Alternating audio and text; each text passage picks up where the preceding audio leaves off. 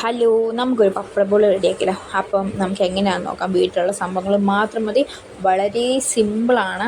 അപ്പോൾ എങ്ങനെ ഉണ്ടാക്കുന്നതെന്ന് നോക്കാം. നമുക്ക് എല്ലാം മാത്രം പുറത്തുനിന്ന് മേടിച്ചാൽ മതി. അപ്പോൾ ബയോ എങ്ങനെയാണെന്ന് നോക്കാം.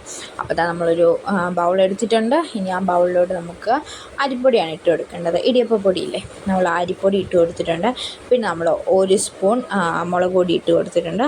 പിന്നെ കുറച്ച് ഉപ്പ്. കാരണം എന്താണെന്ന് വെച്ചാൽ നമ്മൾ പപ്പടത്തിന് നല്ല ഉപ്പ് കാണുമല്ലോ, എന്നാൽ ഈ മസാലയ്ക്ക് വേണ്ടി ഒരു നുള്ളുപ്പ് ഇട്ട് കൊടുത്താൽ മതി.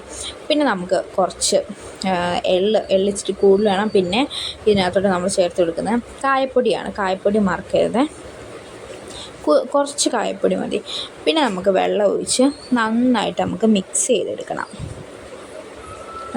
ഒരു നല്ലൊരു തിക്കായിട്ട് തന്നെ നമുക്കിത് മിക്സ് ചെയ്ത് കൊടുക്കാം. വെള്ളം ഒഴിച്ച് നന്നായിട്ട് തന്നെ നമുക്ക് മിക്സ് ആക്കണം.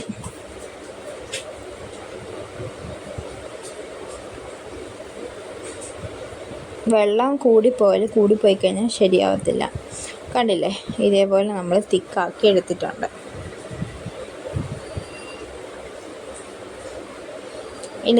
ഇനി എളുപ്പ പരിപാടി, നമ്മൾ ആ മിക്സ് എടുത്ത് നമ്മൾ ഈ പപ്പടം ഉണ്ടല്ലോ, പപ്പടം പിന്നെ നന്നായിട്ട് കുത്തി കൊടുക്കണം കേട്ടോ, അത് മറക്കരുത്. പപ്പടം നല്ല രീതിയിൽ തന്നെ നമുക്ക് കുത്തിയെടുക്കണം.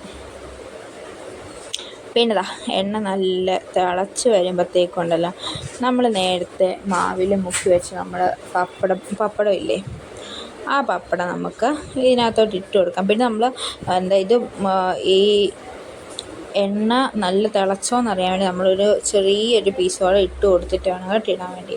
എന്നിട്ട് പപ്പടം ഇട്ട് കൊടുത്തിട്ടുണ്ട്. ഇനി നമുക്കിത് നല്ല മൊരിച്ചെടുക്കാം. പെട്ടെന്ന് തന്നെ റെഡിയാകും. ഒട്ടും സമയം വേണ്ടി ഇത് ഉണ്ടാക്കാൻ വേണ്ടി. പെട്ടെന്ന് തന്നെ റെഡിയാകും. ഒരു 2 മിനിറ്റിൽ പപ്പടബോൾ റെഡിയാകും.